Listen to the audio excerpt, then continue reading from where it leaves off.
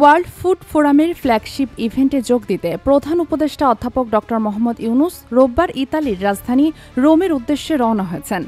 প্রধান উপদেষ্টা ও তার সফর সঙ্গীদের বহনকারী বিমান বাংলাদেশের একটি ফ্লাইট বেলা 11:30টায় ঢাকার হজরত শাহজালাল আন্তর্জাতিক বিমানবন্দর ত্যাগ করে। জাতিসংঘের খাদ্য ও কৃষি সংস্থার সদর দপ্তরে 10 থেকে 17 অক্টোবর পর্যন্ত ওয়ার্ল্ড ফুড ফোরামের এবারের আয়োজন চলছে। এই বৈশ্বিক প্ল্যাটফর্মে বিশ্বের নীতি নির্ধারক, গবেষক এবং উদ্যোক্তারা একত্রিত হয়ে ভবিষ্যতের খাদ্য ব্যবস্থা ও টেকসই উন্নয়ন নিয়ে আলোচনা করেন।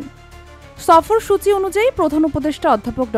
মোহাম্মদ ইউনূস ফোরামের মূল অধিবেশনে আমন্ত্রিত অতিথি হিসাবে ভাষণ দেবেন। তার এই ভাষণে খাদ্য নিরাপত্তা, দারিদ্র্য নিরসন এবং জলবায়ু পরিবর্তনের মতো বৈশ্বিক ইস্যুগুলো গুরুত্ব পাবে বলে আশা করা হচ্ছে। এছাড়াও প্রধান উপদেষ্টা রোমে অবস্থানকালে ইতালির প্রধানমন্ত্রী জর্জিয়া মেলোনি এবং বিভিন্ন আন্তর্জাতিক সংস্থার প্রধানের সঙ্গে দ্বিপক্ষীয় বৈঠকে মিলিত হবেন। এসব বৈঠকে খাদ্য নিরাপত্তা অভিবাসন, দারিদ্র্য নিরসন এবং টেকসই উন্নয়নের মতো গুরুত্বপূর্ণ বৈশ্বিক ও দ্বিপাক্ষিক বিষয়ে আলোচনা হওয়ার কথা রয়েছে। প্রধান উপদেষ্টার প্রেস সচিব শফিকুল আলম গণমাধ্যমকে নিশ্চিত করেছেন, এই সফর আন্তর্জাতিক অঙ্গনে বাংলাদেশের সক্রিয় কূটনৈতিক ভূমিকার একটি গুরুত্বপূর্ণ দিক হিসাবে বিবেচিত হচ্ছে।